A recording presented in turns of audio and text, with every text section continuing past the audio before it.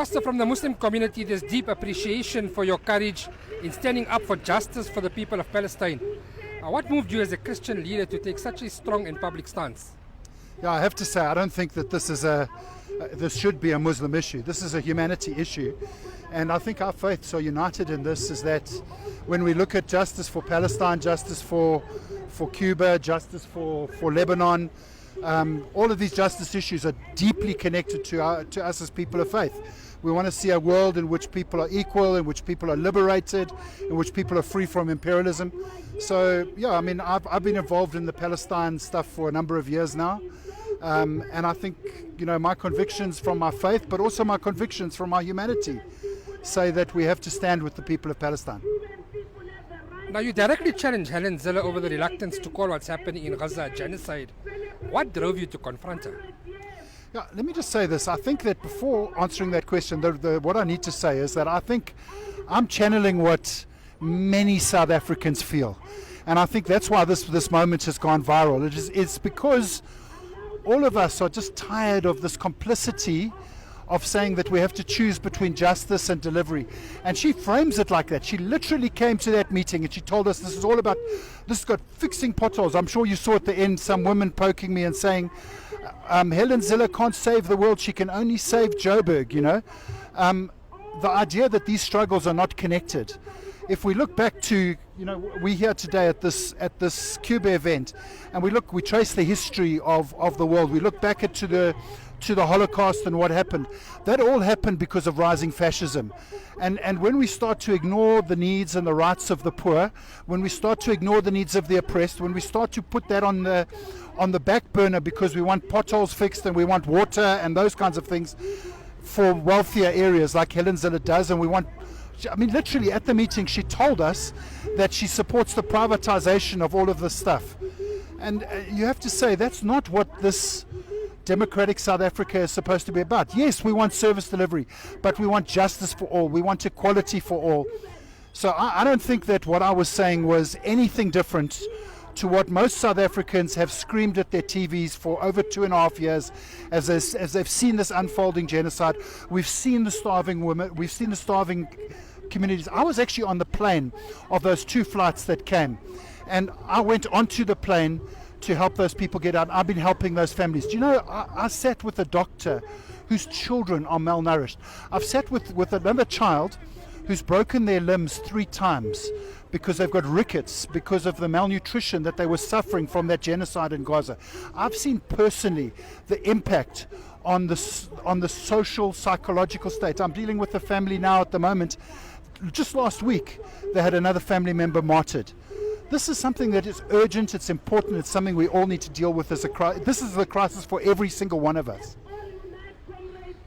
When Helen did respond in the way she did and defended that position, how did you feel about the reaction, especially at that moment?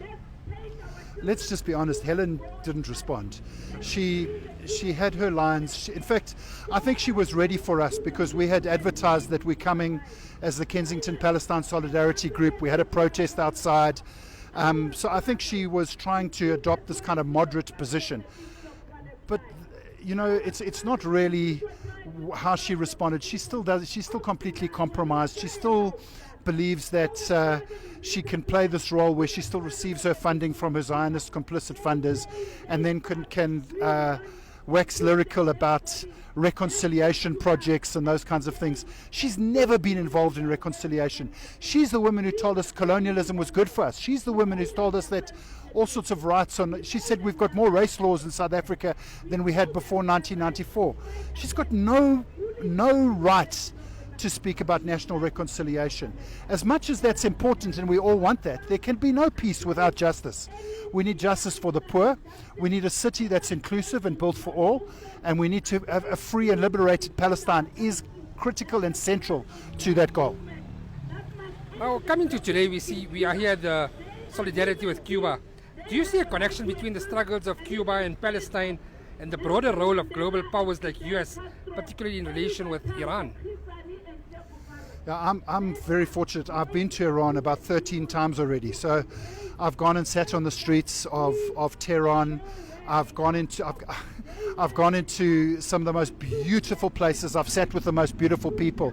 So Iran is particularly close to me. I've also got some very, very good friends in Palestine. I remember 2.5 years us sitting in our neighborhood in Kensington, and somebody saying to us, what they're doing to the Palestine people, or to the people in Gaza, is practice for what they want to do to the rest of the world.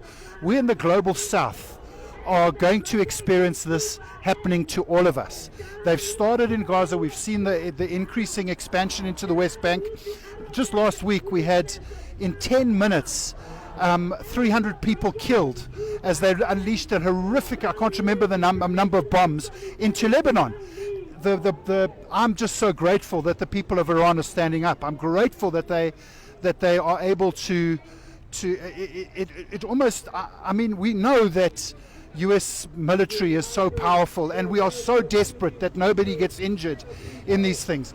But this Cuba, Venezuela, it's all just extensions of what happened in Palestine, and what happened with Helen Zille in that room is exactly the same attitude that prevails, that allows us to think that some people's rights are more important than all of our rights. We cannot build a just world until we say that everybody matters, every single one of us. You matter as a Muslim, I matter as a Christian. Our connectiveness in our humanity, our respecting one another, our believing that I'm going to fight for your rights and you're going to fight for my rights, that is the hope for the future of the world. One final question, can she spell genocide?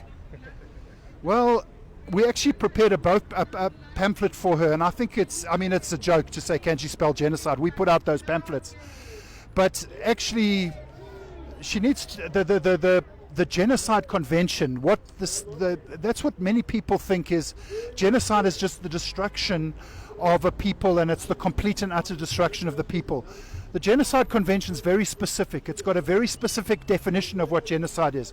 And when we went to the International Court of Justice of South Africa, we went there because, just to say this as an aside, it's called the Prevention of Genocide Convention. It's not called the wait until everybody's dead and then morally judge and say, oh, we were right, it's called Genocide Convention. It's called the Prevention of Genocide Convention because it was put in place in 1948 exactly for the reason that it was supposed to prevent the ongoing massacres of people. So the Genocide Convention is something that we need to understand. And when somebody goes to the ICJ and they trigger provisional measures, and the ICJ ruled that there's a plausible case of genocide, and they said that the rights of the Palestinian people must be protected.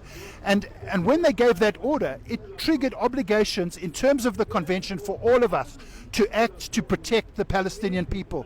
And because the world has stood silent, and particularly this nation here, the United States of America, has continued with its state sponsor of terrorism, going into all of these nations, the way this country here, the United States of America, has gone on, has made the whole world completely unsafe.